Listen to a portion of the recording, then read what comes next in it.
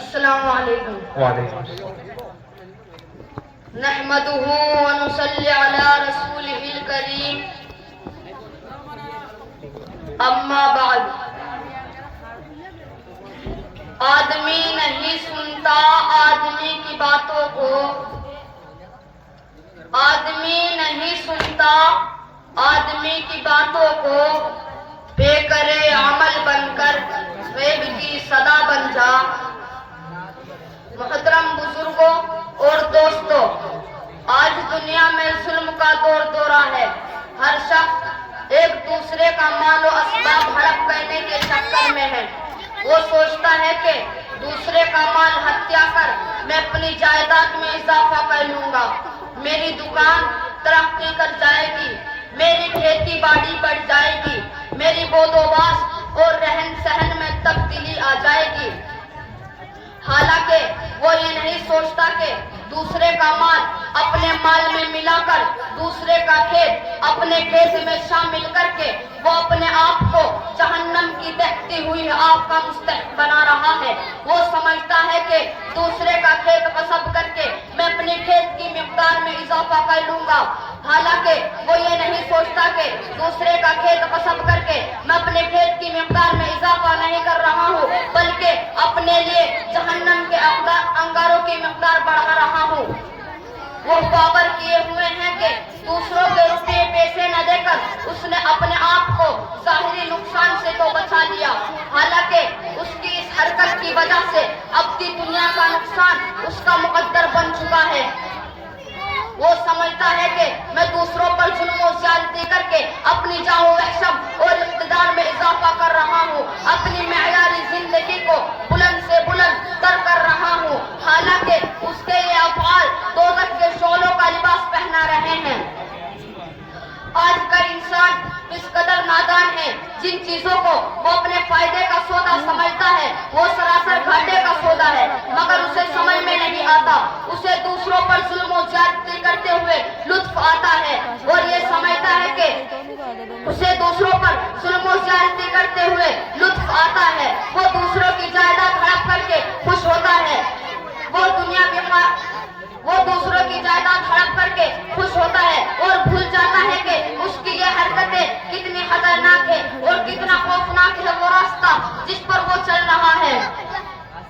آج کا انسان عدالتوں کا سہارا لے کر، مقدمات لڑ کر، جھوٹی سچی گواہیاں دلوا کر، رشوت کی تھیلیاں کھول کر دوسرے کی جائیداد کو اپنی بنا لیتا ہے، دوسرے کے حقوق پر ڈاکہ ڈالتا ہے اور یہ سمجھتا ہے کہ دنیاوی قانون کی روح سے وہ چیز میری ہو گئی تو خدائی قانون میں بھی میری ہو گئی. حالانکہ یہ اس کی بھول ہے. قیامت تک وہ چیز اس کی نہیں ہو سکتی.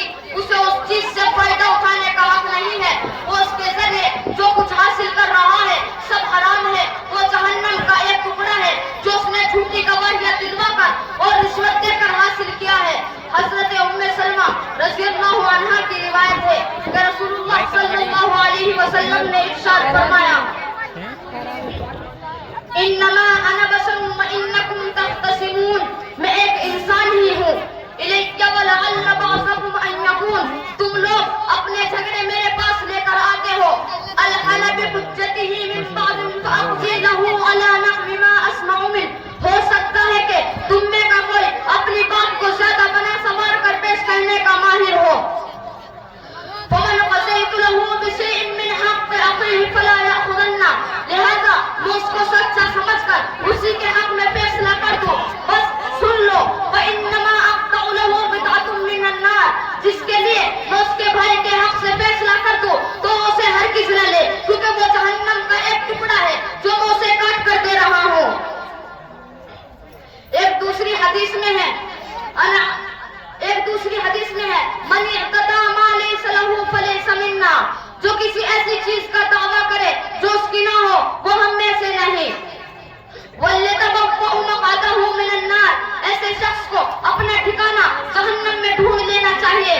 محترم حضرات، یہ ظلم و زیادتی اور دوسروں کی جائیداد پر ناجائز قبضہ کرنا حقوق العباد میں سے ہی ہے، اور حقوق العباد حقوق اللہ سے بھی زیادہ خطرناک ہے. اللہ تعالیٰ اپنا حق چاہے گا تو معاف کر دے گا، مگر بندے کا حق بندہ ہی معاف کرے تو کرے، اللہ معاف نہیں کرے گا.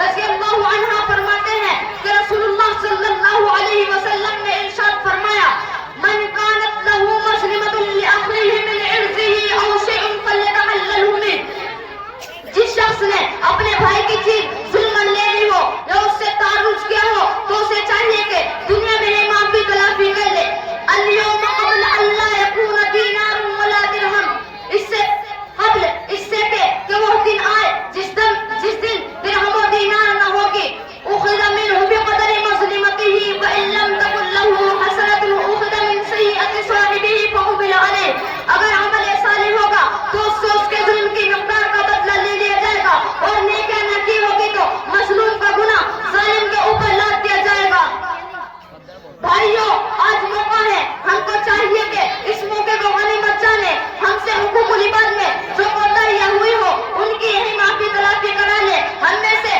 جس نے اپنے کسی بھائی کی چیز ظلمن لے لی ہو تو اسے واپس کر دے اگر وہ بھائی زندہ نہ ہو تو اس کے وارث کو دے دے اگر بال فرد وارث بھی نہ ہو تو اسے صدقہ کر دے لیکن بہرحال اسے اپنے پاس نہ رکھے اور اللہ سے سچے دل سے اپنی اس غلطی کی معافی مانگے اللہ غفور الرحیم ہے امید ہے کہ معاف کر دے گا میں اپنی تقریر کو یہیں پر ختم کرنا چاہتا ہوں اس اشعار کے ساتھ کہ وہ غیرت وہ صبر وہ ایمان ہے کہاں وہ غیرت وہ صبر وہ ایمان ہے کہاں حسن عمل کے دل میں وہ ارمان ہے کہاں ایک غل مچا ہوا ہے کہ مسلم ہے خستحال ایک غل مچا ہوا ہے کہ مسلم ہے خستحال پوچھے ذرا کوئی کہ مسلمان ہے کہاں واخر الدعوانا الحمدللہ رب العالمین